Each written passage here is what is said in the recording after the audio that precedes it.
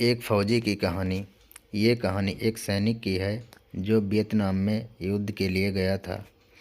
युद्ध समाप्त होने के बाद जब उसके घर लौटने की बारी आई तो उसने अपने माता पिता को सैन फ्रांसिस्को से फ़ोन किया। माँ और पिताजी, मैं घर आ रहा हूँ, लेकिन घर आने से पहले मुझे आपसे एक बात पूछनी है। मेरा एक दोस्त है जिसे मैं अपने साथ घर लाना चाहता हूँ। क्या मैं उसे ला सकता हूँ? बिल्कुल बेटा, ये भी कोई पूछने की बात है। हमें तुम्हारे दोस्त से मिलकर बहुत खुशी होगी, माता पिता ने जवाब दिया। लेकिन पहले एक बात आप लोग जान लें, सैनिक बोलता गया। युद्ध में वह बहुत बुरी तरह घायल हो गया है। उसने एक बारूदी सुरंग पर पैर रख दिया था और उसमें उसने अपना एक हाथ और पैर गंवा दिया है। उसके पास कोई जगह नहीं है जहाँ वो जा सके, इसलिए मैं उसे अपने साथ रहने के लिए लाना चाहता हूँ। उसकी आवाज़ सुनकर उसकी माँ बोली, बेटा, तुम्हारे दोस्त के बारे में जानकर हमें बहुत दुख हुआ। हो सकता है हम उसके रहने के लिए कोई जगह तलाश कर सकें। नहीं माँ, मैं चाहता हूँ कि वो हमारे साथ रहे। लेकिन बेटा, अब पिता ने कहा, तुम समझ नहीं रहे हो कि तुम क्या चाह रहे हो। इस तरह का अपाहिज व्यक्ति हमारे लिए कितना बड़ा बोझ होगा।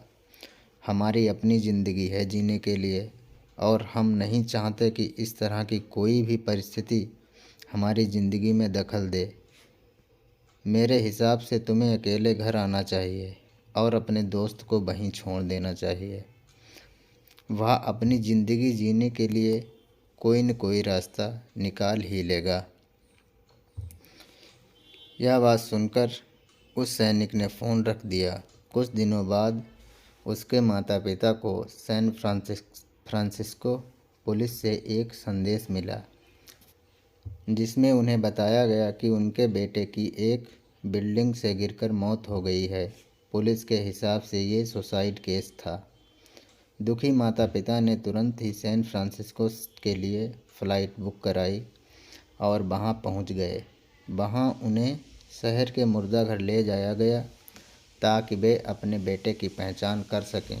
उन्होंने उसकी पहचान कर ली, किंतु ये देखकर उनकी कंपकपी छूट गई कि उनके बेटे का बस एक हाथ और एक पैर था। दोस्तों, इस कहानी में जो माता पिता हैं वे हम में से बहुत से लोगों की तरह हैं जो अपनी सुविधाओं को सबसे अधिक महत्व देते हैं। वे उन लोगों से प्यार करना या रहना या समय बिताना चाहते हैं जो दिखने में अच्छे हैं, स्वस्थ हैं या फिर जिनके साथ रहकर उन्हें मज़ा आता है। वे ऐसे लोगों को पसंद नहीं करते जो देखने में स्वस्थ, सुंदर, स्मार्ट नहीं हैं, या जिनके साथ वे मज़ा नहीं कर पाते, या जो किसी भी रूप में उनके लिए असुविधाजनक है। वे ऐसे लोगों से दूरी बना कर रखते हैं। लेकिन कभी कभी उनके इसी व्यवहार के कारण उनके सामने ऐसी परिस्थितियां उत्पन्न हो जाती हैं जब उन्हें पछताना पड़ता है। आइए लोगों को वे जैसे हैं वैसे ही अपनाएं और ज़रूरत पड़ने पर उनकी मदद करें। Thank you for watching.